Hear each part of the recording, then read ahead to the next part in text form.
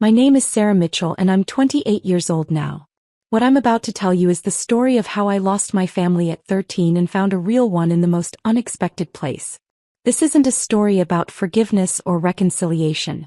This is about justice, consequences, and the difference between people who call themselves parents and people who actually earn that title. Before I tell you what happened at that graduation ceremony, when my biological mother sat frozen in her seat while 847 people watched me honor the woman who actually raised me, I need to take you back to where it all started. Back to St. Mary's Hospital, room 314, on a Tuesday afternoon in October when I was just 13 years old. I remember the exact smell of that hospital room. Antiseptic mixed with something floral from the air freshener they used. I was sitting on the examination table, my legs dangling because I was still small for my age, wearing one of those paper gowns that never close properly in the back. Dr. Patterson had just finished explaining my diagnosis to my parents. Acute lymphoblastic leukemia. Well, they called it.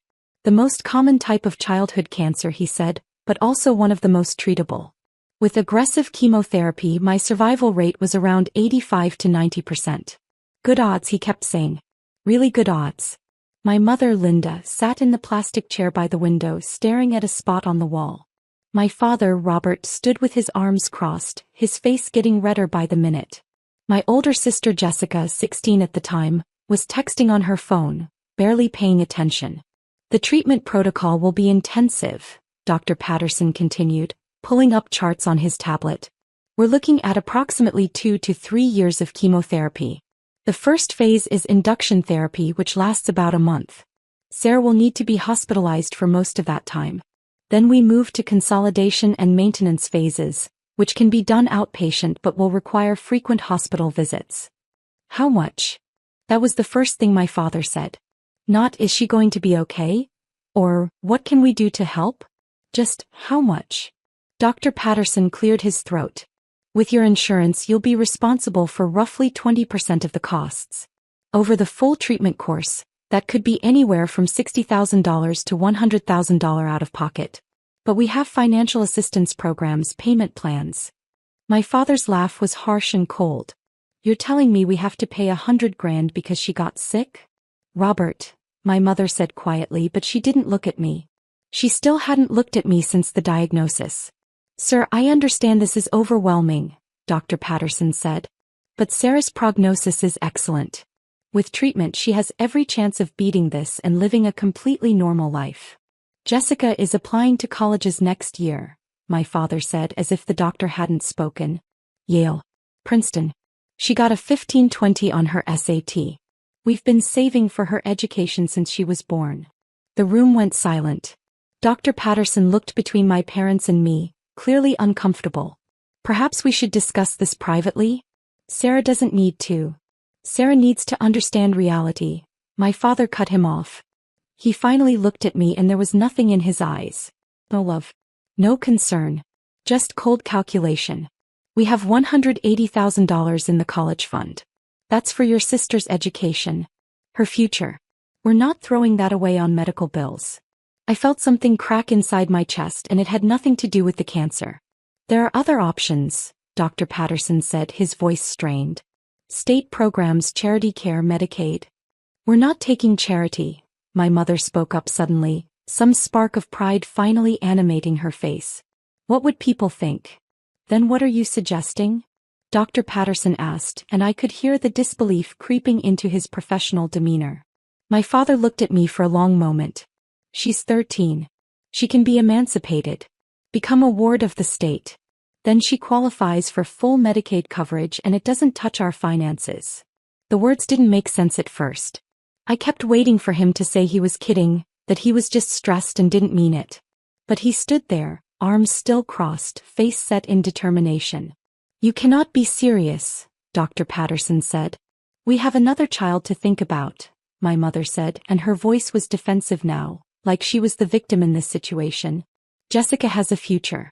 She's going to do great things. We can't let, she gestured vaguely in my direction, this destroy everything we've built. Mom. My voice came out small, childish. I'm scared. She looked at me then finally. You'll be fine, Sarah. The doctor said the survival rate is good. You'll get treated, you'll get better, and when you're 18 you can figure out your own life. But we can't sacrifice Jessica's future for this. I'm your daughter, I whispered. And so is Jessica, my father snapped. And she actually has potential. He's going to be a doctor or a lawyer. He's brilliant. He paused, looking me up and down. You've always been average. Average grades, average everything. We're not destroying a promising future for an average one. If you're enjoying this story, please hit that like button. But only if you're genuinely connecting with this story. I create this content to share real experiences, and your support helps me continue. Dr. Patterson stood up abruptly. I'm going to ask you to leave my office while I speak with Sarah privately. We're her parents, my mother started. Leave. Now. Dr. Patterson's voice had gone cold and hard. Or I will call security and social services. They left. Jessica followed without even glancing at me, still on her phone. The door clicked shut behind them and suddenly I couldn't breathe. The full weight of what had just happened crashed over me and I started sobbing, huge gasping sobs that made my whole body shake. Dr. Patterson pulled his chair close and waited until I could breathe again. Sarah, I need you to listen to me very carefully. What your parents just said, that's not okay. That's not legal and it's not happening. I'm calling social services right now. You're not leaving this hospital without a plan in place that puts you first. Do you understand? I nodded, wiping my face with the scratchy hospital tissues. You have cancer. That's scary and it's going to be hard. But you're going to beat this and you're going to do it surrounded by people who actually care about you. I promise you that. He kept his promise. Within an hour, a social worker named Margaret was in the room. Within 2 hours, they'd moved me to a pediatric oncology room and officially admitted me for treatment. And within 3 hours, my parents had signed emergency temporary custody papers, effectively abandoning me to the state. They didn't even say goodbye. That first night in the pediatric oncology ward was the darkest of my life. I lay in that hospital bed, hooked up to N4, surrounded by machines that beeped and hummed, and I felt more alone than I'd ever imagined possible. I wasn't scared of the cancer anymore. I was scared that no one would care if I lived or died. Then Rachel walked in for the night shift. Rachel Torres was 34 years old, a pediatric oncology nurse who'd been working at St. Mary's for 8 years. She had dark curly hair pulled back in a practical ponytail, warm brown eyes, and a smile that actually reached those eyes. She wasn't beautiful in a conventional way, but there was something about her presence that made you feel safe. Hey there, Sarah, she said, checking my chart. I'm Rachel and I'm going to be your night nurse. How are you feeling? Terrible, I said honestly. She pulled up a chair and sat down, giving me her full attention. Yeah, I heard what happened with your parents. There aren't really words for how messed up that is. I started crying again. I seemed to do nothing but cry that day. Rachel didn't tell me to stop or that everything would be okay. She just handed me tissues and waited. When I finally calmed down, she said, I'm not going to lie to you, Sarah. The next few years are going to be hard. Cancer treatment is rough. But you know what? You're tougher than cancer. You're tougher than parents who don't deserve you. And you're not alone. I'm going to be here every step of the way. You don't even know me, I said. Not yet. But I'm going to. And I have a feeling you're pretty remarkable. That night, after she'd finished her rounds, Rachel came back to my room with a deck of cards. We played Go Fish until 2 a.m. and she told me about her life. She was divorced, no kids of her own, had always wanted to be a mother but it hadn't worked out. She lived in a small house 15 minutes from the hospital, had a cat named Pancake, and was obsessed with murder mystery podcasts. Why nursing? I asked at one point. My little brother had leukemia when I was 18, she said quietly. He beat it. He's 28 now, married, has a kid. But I remember what it was like watching him go through treatment. I remember the nurses who made a difference and the ones who were just doing a job. I wanted to be the kind who makes a difference. Did your parents abandon him? The question came out before I could stop it. God, no. My whole family rallied around him. My parents went broke paying for things insurance didn't cover and they never once complained. That's what parents do, Sarah. Real parents. Over the next month, as I went through induction chemotherapy, Rachel became more than my nurse. She became my advocate, my protector, and my friend. When I was too sick to eat, she'd sit with me and tell stories until the nausea passed. When I lost my hair, she showed me photos of herself from her own bad hair phase, in high school, until I laughed. When I had nightmares about being alone forever, she held my hand until I fell back asleep. My parents didn't visit. Not once. My caseworker, Margaret, said they'd signed full surrender papers, giving up all parental rights. Jessica was busy with SAT prep and college applications. I was truly on my own. Except I wasn't. Because Rachel was there. On day 28 of my hospital stay, when the induction phase was complete and I was in remission, Dr. Patterson came in with good news. You're responding beautifully to treatment, Sarah. We can move to outpatient care now. You'll need to come in regularly for chemo, but you won't have to live here. Where will she go? Rachel asked immediately. She was technically off duty but had stayed late as she often did. Foster care, Margaret said. She was there too, always coordinating my placement. I have a family lined up.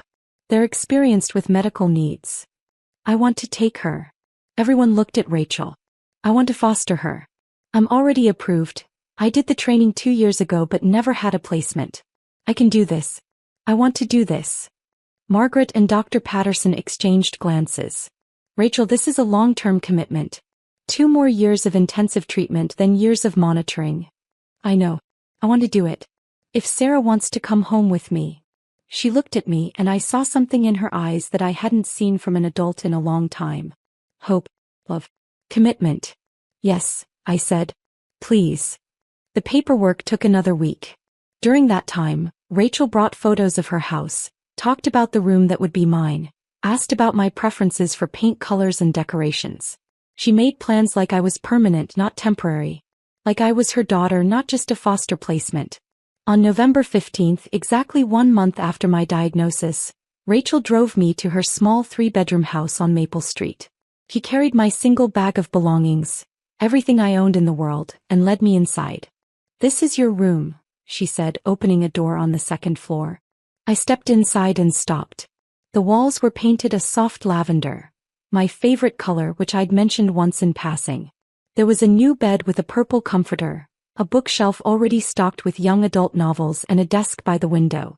On the desk was a framed photo of Rachel and me from the hospital, both of us smiling at the camera. Welcome home, Sarah, Rachel said softly. I broke down crying for what felt like the 100th time that month. But this time they were different tears. These were tears of relief, of gratitude, of hope. Rachel wrapped her arms around me and held me while I cried. You're safe now. You're home. And I'm not going anywhere. He kept that promise too. The next 2 years were hard. There's no sugarcoating chemotherapy, it's brutal. But Rachel made it bearable. She drove me to every appointment, held my hand during every infusion, and sat with me through every bout of nausea.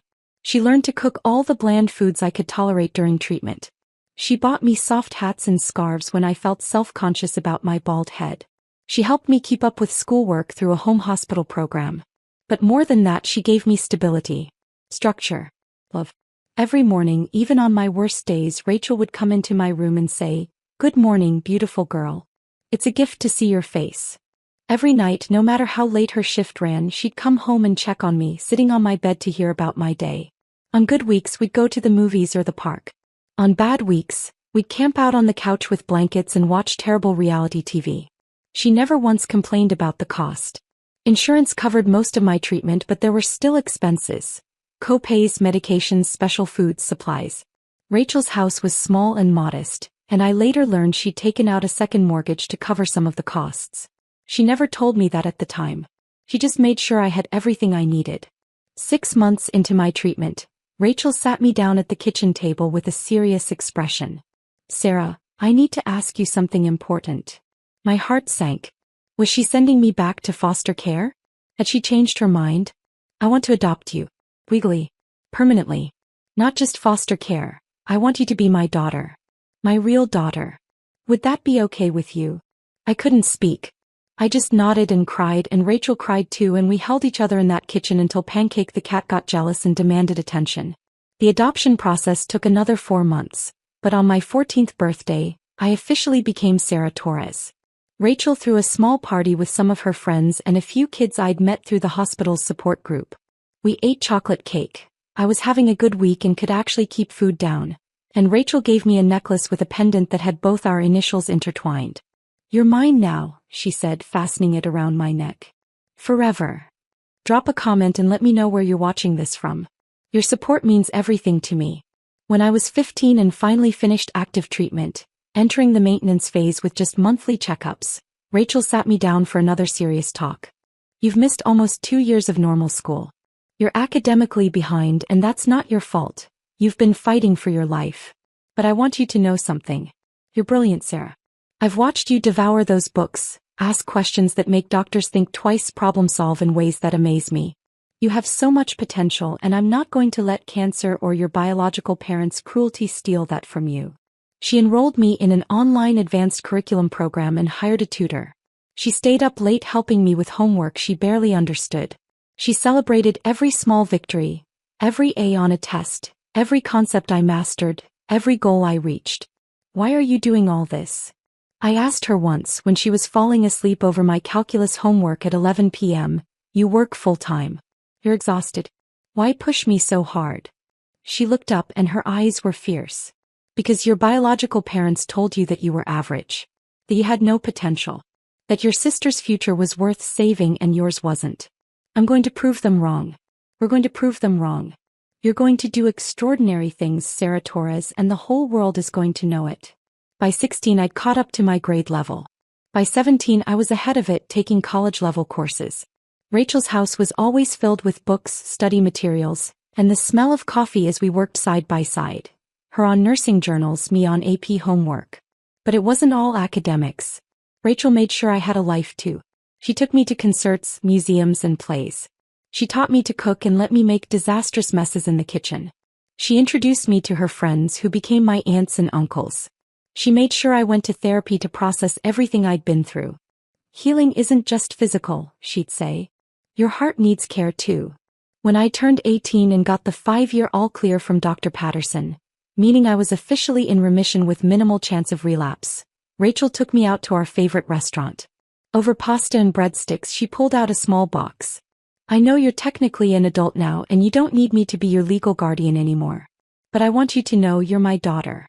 That's never going to change. Whether you live here or move away, whether you're 18 or 80, you're my kid.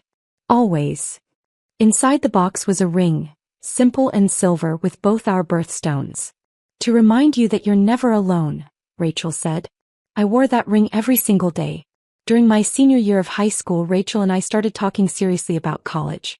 My grades were exceptional, 4.0 GPA, perfect scores on AP exams, strong SAT scores. I discovered a passion for medicine during my treatment, wanting to be like Dr. Patterson and Rachel, someone who helps people through their darkest times. I want to apply to Johns Hopkins, I told Rachel one evening. Their pre-med program is one of the best in the country and their medical school, it's a dream. Johns Hopkins was also obscenely expensive. Even with financial aid it would be a stretch. Rachel didn't hesitate. Then that's where you're applying. We'll figure out the money. You apply to Hopkins and you're going to get in. He was right. In March of my senior year I got my acceptance letter from Johns Hopkins University with a substantial scholarship. Between the scholarship, grants, and federal loans, the cost was manageable. Rachel insisted on covering my living expenses. You focus on school, she said. I've got this. But. No buts. You're going to be a doctor. You're going to save lives. You're going to be extraordinary. That's worth every penny. I cried when I opened that acceptance letter and Rachel cried with me. We'd done it. Together we'd proven everyone wrong. I spent 4 years at Johns Hopkins working harder than I'd ever worked in my life. Pre-med was brutal. Organic chemistry, physics, biology, endless labs and papers and exams. I called Rachel almost every night, sometimes just to hear her voice, sometimes to cry about a bad grade or a hard day. You can do this, she'd say every single time. You're Sarah Torres. You beat cancer. You can beat anything. During my sophomore year I came home for Christmas break and noticed Rachel looked tired. Thinner. I asked if she was okay and she waved me off. Just working extra shifts to help with your expenses. I'm fine, honey. I later learned she'd been working 50 to 60-hour weeks, picking up every extra shift she could to make sure I never had to worry about money. She never once asked me to get a job or contribute. She just worked herself to exhaustion so I could focus on school. By my junior year I was at the top of my class. By senior year I was applying to medical schools and getting interviews at prestigious programs. And Johns Hopkins School of Medicine accepted me. 4 more years, I told Rachel on the phone when I got my acceptance. 4 more years and I'll be Dr. Torres. I'm so proud of you I could burst, Rachel said, and I could hear the tears in her voice. Your biological parents have no idea what they gave up. They lost me, I agreed. But I gained you. I'd say I got the better deal. Medical school was even more intense than undergrad. The coursework was relentless, the clinical rotations exhausting, the pressure enormous. But I loved it. I loved learning how the human body works, how to diagnose diseases, how to help people heal. I specialized in oncology, wanting to help kids like the one I'd been. Rachel came to every milestone. My white coat ceremony. My first day of clinical rotations. My residency match day. She was always there, always proud, always supportive. And through all of this, 13 years of school, hundreds of miles between us sometimes, countless stressful nights and difficult days, I never heard from my biological parents. Not a single call, email, or text. They'd moved on with their lives and I'd moved on with mine. Or so I thought. In April of my 4th year of medical school, I received the news that I'd been selected as valedictorian of my graduating class. Out of 120 brilliant students, I had the highest academic standing, the best clinical evaluations, and the strongest research record. I would give the student address at commencement. I called Rachel immediately. Mom, I have news. She'd started asking me to call her mom during my sophomore year of college. You are my mom, I'd said. The only one who matters. What's the news, baby? I'm valedictorian. I'm giving the speech at graduation. Rachel screamed so loud I had to pull the phone away from my ear. Then she was crying and laughing and talking so fast I could barely understand her. I'm so proud of you. So incredibly proud. Your speech is going to be amazing. You're going to change the world, Sarah. I always knew it. Graduation was scheduled for May 20th. Rachel asked for the day off from work months in advance. She bought a new dress. She invited all her friends, my aunts and uncles, the people who'd become my family. It was going to be a celebration. 2 weeks before graduation, I got an email from the university's events coordinator. Due to my status as valedictorian, I was allowed to submit additional names for reserved seating beyond the standard 2-guest allocation. I immediately added names. Rachel, of course, plus 6 of her closest friends who'd become family to me. The coordinator responded quickly. We actually have one additional request for your reserved section. Alinda and Robert Mitchell have contacted us claiming to be your parents and requesting seats. Should we add them to your list? I stared at that email for a full 5 minutes. Linda and Robert Mitchell. My biological parents. The people who'd abandoned me at 13, who'd told me I was average and not worth saving, who'd chosen my sister's college fund over my life. They wanted to come to my graduation. I picked up the phone and called Rachel. Mom, my biological parents want to come to graduation. There was a long pause. How do you feel about that? I don't know. Part of me wants to tell them to go to hell. Part of me wants them to see what I became despite them. What do you think I should do? It's your day, honey. Your accomplishment. Whatever you want, I'll support. But if you ask my opinion, let them come. Let them see exactly what they threw away. Let them see the woman you became with a real mother by your side. I thought about it for a long time. Then I emailed back. Yes, add them to the reserved section. I wanted them there. I wanted them to see. The next 2 weeks passed in a blur of final exams, packing up my apartment and writing my valedictorian speech. I didn't tell Rachel what I was planning to say. I wanted it to be a surprise. May 20th dawned bright and clear. Johns Hopkins commencement was held at Royal Farms Arena in Baltimore, with seating for over 10,000 people. Graduates from all schools, medicine, nursing, public health, all of Hopkins, would be there along with their families. I arrived early for the graduate lineup. My white coat was pressed, my honor cords arranged perfectly. I was wearing Rachel's necklace, the one with our intertwined initials, and the ring she'd given me on my 18th birthday. As we were organizing by school and academic standing, one of the event coordinators approached me. Dr. Torres? They called us doctors even though we hadn't officially graduated yet. Your guests are seated in Section A, Row 3. Is there anything you need? No, thank you. I'm ready. The ceremony began with pomp and circumstance. Literally, they played the traditional graduation march as we filed in, 120 medical students in white coats and caps. The arena was packed, filled with the families of graduates and professors. Cameras flashed everywhere. I caught a glimpse of my section as I walked past. Rachel sat in the front, her face already wet with tears of joy, wearing the new dress she'd bought and clutching a bouquet of flowers. Next to her sat her friends, my aunts and uncles, the family I'd built. And 2 seats down, stiff and uncomfortable looking, sat Linda and Robert Mitchell. My biological parents. I hadn't seen them in 15 years. My mother looked older, grayer, more worn. My father had gained weight and lost hair.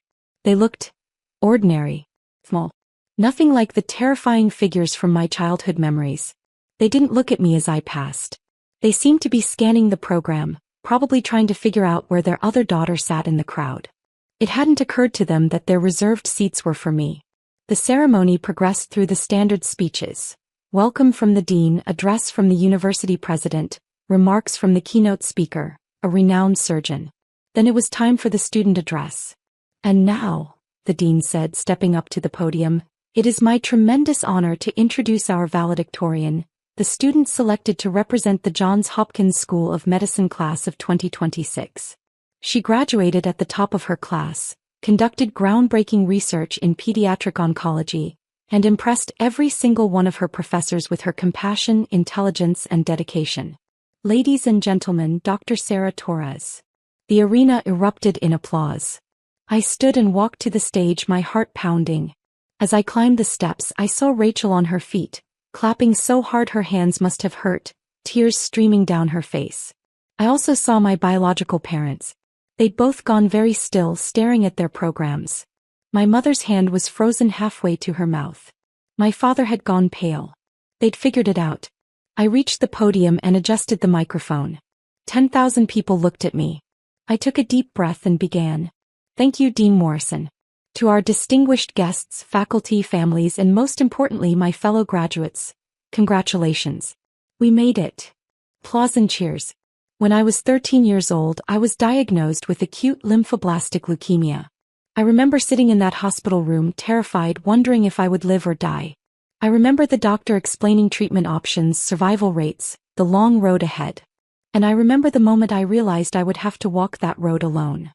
The arena had gone quiet. Everyone was listening. My biological parents made a choice that day. They decided that my life wasn't worth saving. That the cost of treatment was too high. That their other daughter's college education was more important than my survival. They abandoned me in that hospital room and I never saw them again. I was 13 years old, bald from chemotherapy, terrified and alone. I could see my biological mother in the audience. She'd gone completely white, her hand now pressed fully over her mouth. My father stared at his lap, refusing to look up. Around them, people were starting to whisper, glancing in their direction. But I wasn't alone for long. Because a pediatric oncology nurse named Rachel Torres. I paused, looking directly at Rachel, who was openly sobbing now. Saw a scared child who needed a family. And she didn't just treat me as her patient. She brought me into her home. She held my hand through chemotherapy. She made me laugh when I wanted to give up. She taught me that family isn't about biology. It's about showing up. It's about love. It's about believing in someone even when they don't believe in themselves. Rachel covered her face with her hands, her shoulders shaking. Rachel adopted me when I was 14. She worked double shifts to pay for my needs. She stayed up late helping me catch up on the schoolwork I'd missed. She told me I could be anything I wanted, do anything I dreamed. When I said I wanted to go to Johns Hopkins, she said, "Then that's where you're going." And here I am. The audience applauded. I waited for it to quiet. I beat cancer. I graduated high school with honors. I completed my undergraduate degree in 3 years. I excelled in medical school. I'm going to be a pediatric oncologist helping kids like the one I was.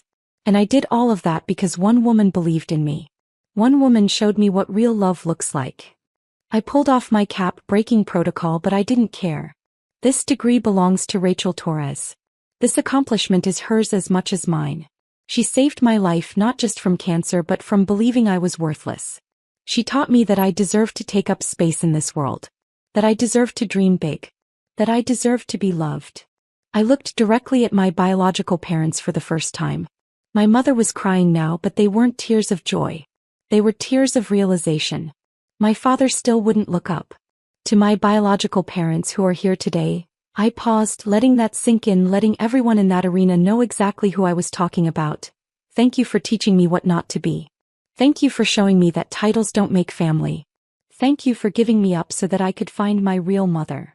The silence was deafening. And to Mom, I looked at Rachel, who was standing now, one hand pressed to her heart. Thank you for every sacrifice. Thank you for every late night, every doctor's appointment, every tear you wiped away. Thank you for choosing me when no one else did. Thank you for being my mom. You are the reason I'm standing here today. I love you. This is for you. The arena exploded. Applause, cheers, people standing, the noise overwhelming.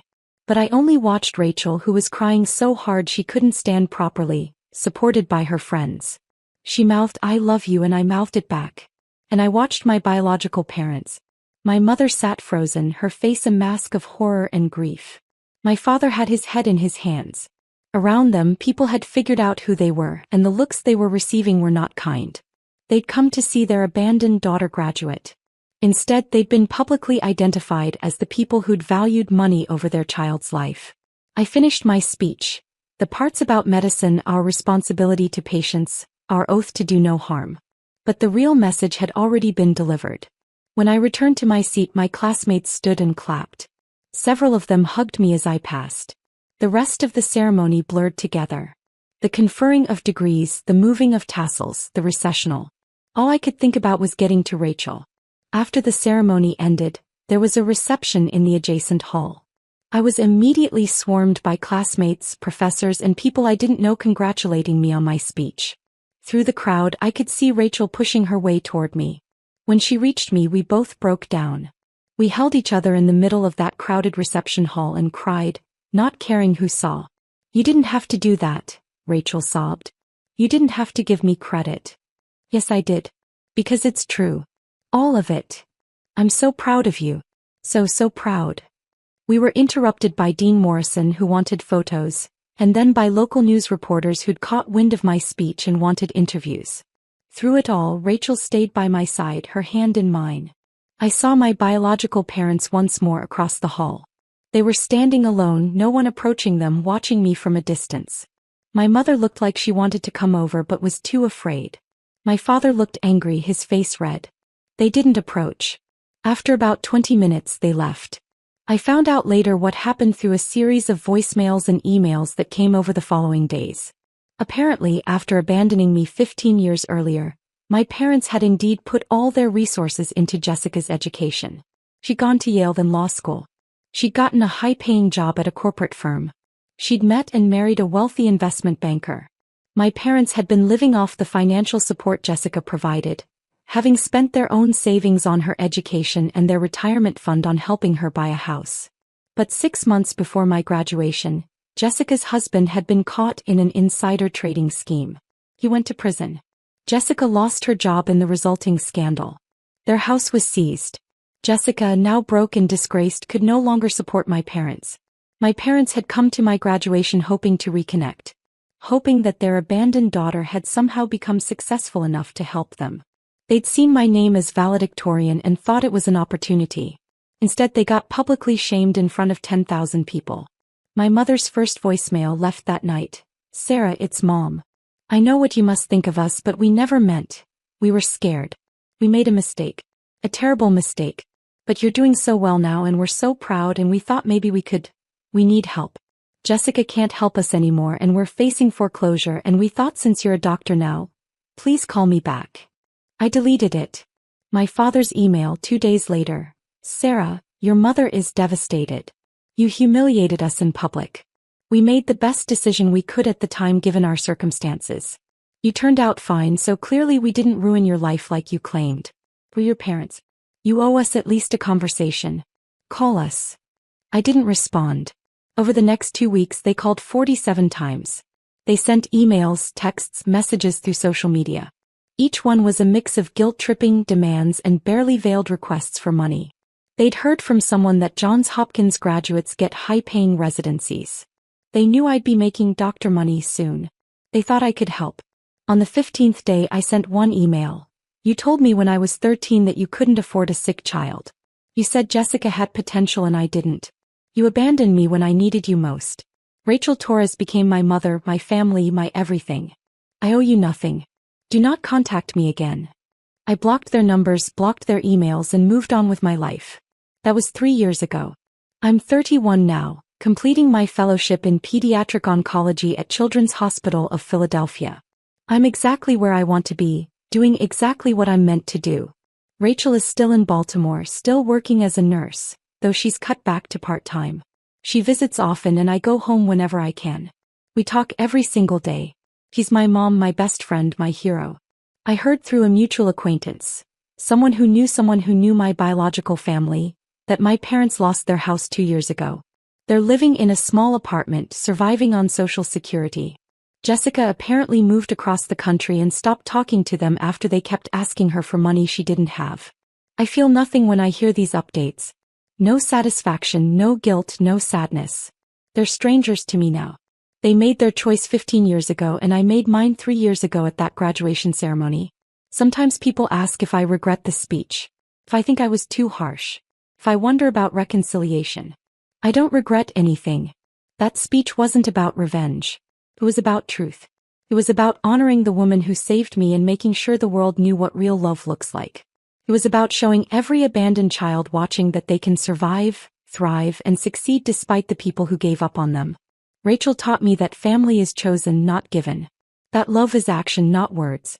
That showing up every single day matters more than sharing DNA. I'm Dr. Sarah Torres. I beat cancer. I became a doctor. I'm saving lives just like Dr. Patterson and Rachel saved mine. And I did it all without the people who told me I wasn't worth saving. That's not revenge. That's justice. If you're watching this and you've been abandoned, rejected, or told you're not worth investing in, please hear me. Those people are wrong. Your worth isn't determined by people who couldn't see it. Your potential isn't limited by people who underestimated you. Find your Rachel. Find the people who see you, believe in you, and show up for you. Build your chosen family. And then prove every single doubter wrong by becoming exactly who you're meant to be. I'm living proof that it's possible. And to Rachel, Mom, if you're watching this, thank you. For everything. For always. I love you.